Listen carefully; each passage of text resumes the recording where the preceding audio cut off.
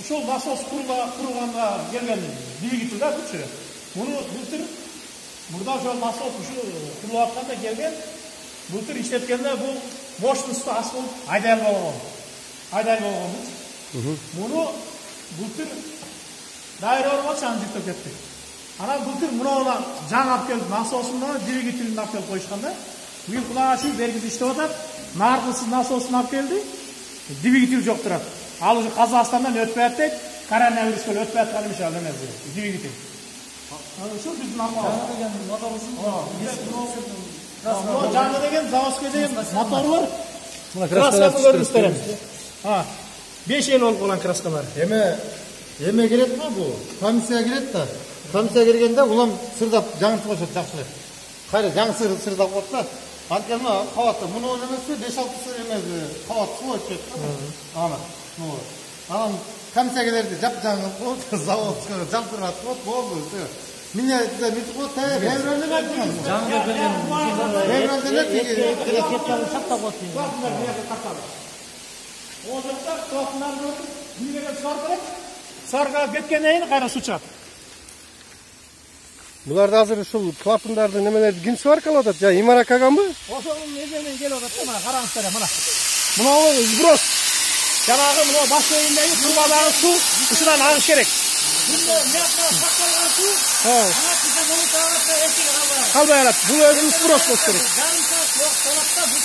Ал жерде воздушный клапан бар. Воздушный клапандан дагы караңыздар, суу чыгып аткан мына. Ошондо бияк суу чыгат. Мына воздушный клапан бул. Сүйүн 10 жолу сваркалады. Жыйынтык жок буда дагы. Өйүндө кадери болуп, кайдагы атканда ушул биздин акыбал мазасыздыктар.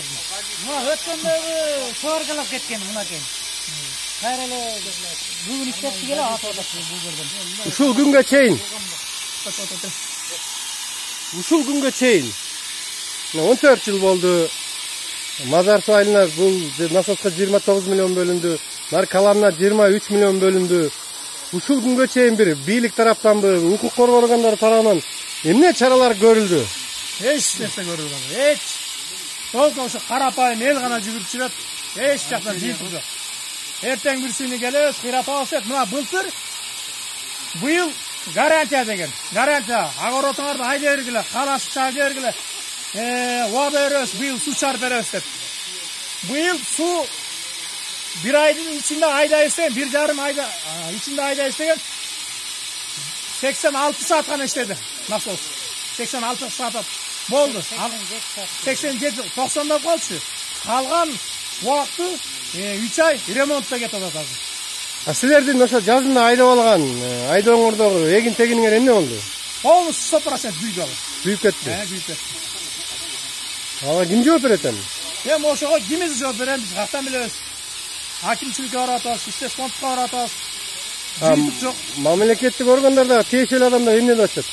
Алар да ошол барсак, иши сотто жана подрядчиктен эмелер подпискада соттолуп атат деп жыйынтык жок да майнап.